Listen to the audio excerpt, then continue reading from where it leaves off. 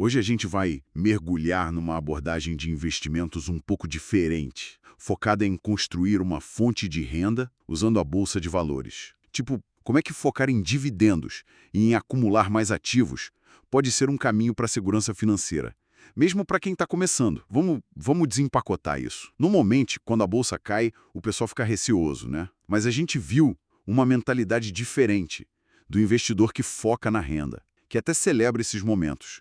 Parece meio contraintuitivo, certo? Exato. E o que é fascinante aqui é justamente essa mudança de foco. Em vez de ficar assim, naquela neura com o preço da ação todo dia, a ideia é outra: é comprar participação em empresas sólidas.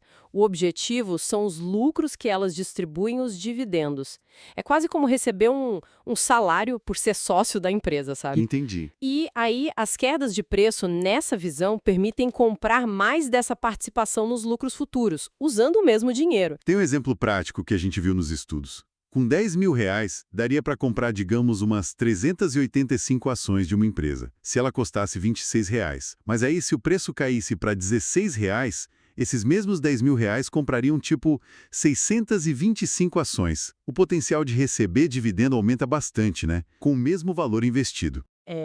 Pensa assim, sabe aquele carro que você quer muito e de repente ele entra em promoção? A reação natural é querer aproveitar, comprar mais barato. Mas com ações, é curioso. Muita gente entra em pânico quando o preço cai. Se a análise mostra que a empresa continua boa, que os fundamentos estão lá, a queda no preço é, na verdade, uma chance, Uma oportunidade, né? uma oportunidade de ouro para comprar mais daquele negócio por menos. É um exercício assim de ir contra a manada, o que os estudos mostram que é difícil psicologicamente, mas vantajoso para essa estratégia. Isso leva a uma mudança bem importante. Definir a meta pelo número de ações, não só pelo valor total da carteira.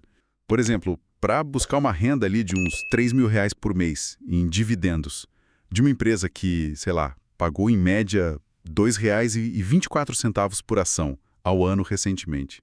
A meta seria acumular umas 16.072 ações. É isso. Exatamente. Com essa meta bem clara em número de ações, a sua perspectiva sobre o preço da ação muda completamente. As quedas passam a ser bem-vindas, porque elas, na verdade, aceleram a chegada naquele número de ações que você quer.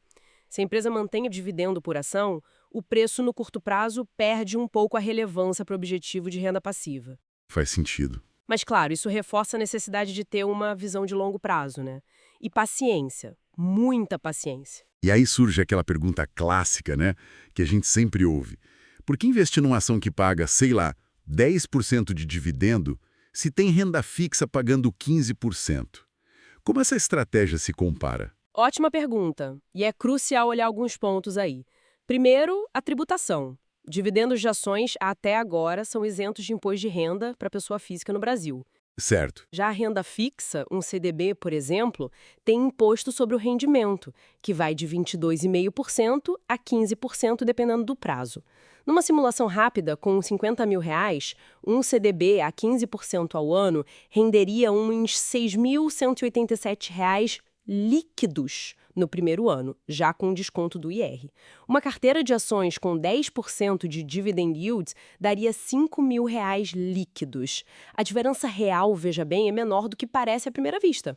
Entendi, por causa do imposto. Exato. Segundo ponto, o reinvestimento.